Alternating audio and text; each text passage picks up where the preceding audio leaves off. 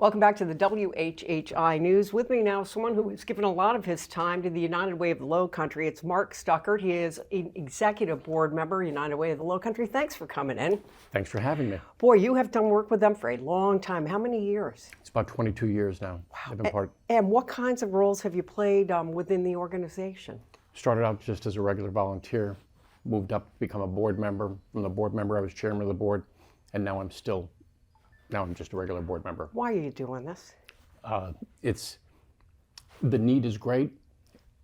There are so many things that we can do to impact and make life better for our neighbors.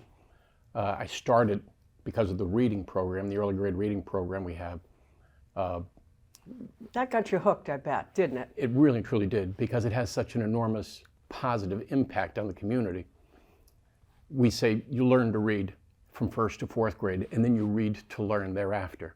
So building that fundamental base it's incredibly important for the whole community. And incredible for those children for the rest of their lives and their ability to start off or get on an even playing field to be successful, correct? Absolutely so. So you started off doing that, eventually board member, chair of the board. I don't know if I would ever want to do that, but that's just me. You continue to do, what kind of roles do your board members play within United Way of the Lowcountry? The board members are pretty much involved in everything day to day. So there are a number of charitable organizations that the United Way offers help to.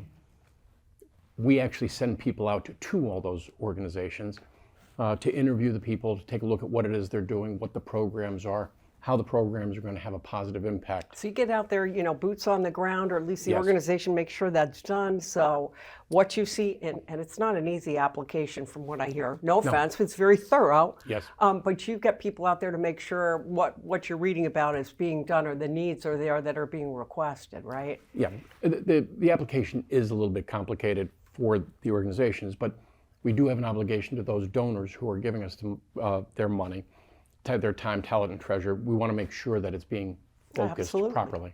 Absolutely. Why, it's end of year, this is when a lot of people pull out the checkbooks or call in with a credit card number or whatever to donate. Why United Way of the Lowcountry over someone else? Or, we'd love to give to everyone, but why would you say look at the United Way of the Lowcountry? What I would say is, if you have a charity that means something great, it has something that touches you, please make a contribution. But the United Way covers a lot of organizations.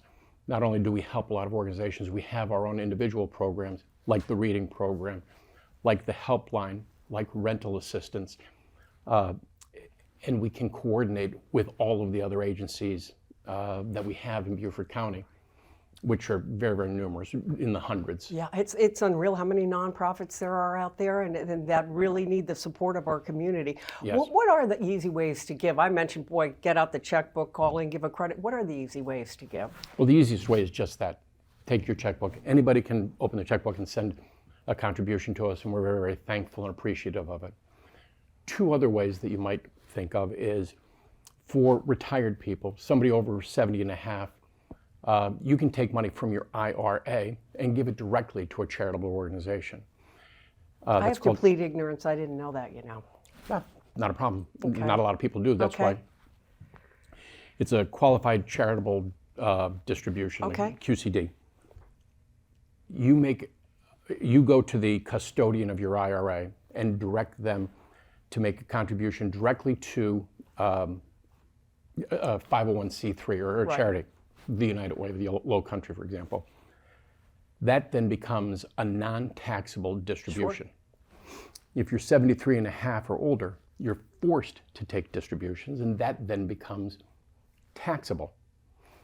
If your custodian makes the contribution directly to the charity, you don't pay taxes on the money, and that will be substantially better than the check coming to your house and then you turning around and mailing it out to your charity. Do you know what? We're already out of time, but I bet you had more suggestions. Are they on the website too? Yes. All right, and I want to thank you for your time. Marc Stuckart, thank you for all you do for United Way of the Lowcountry and our community.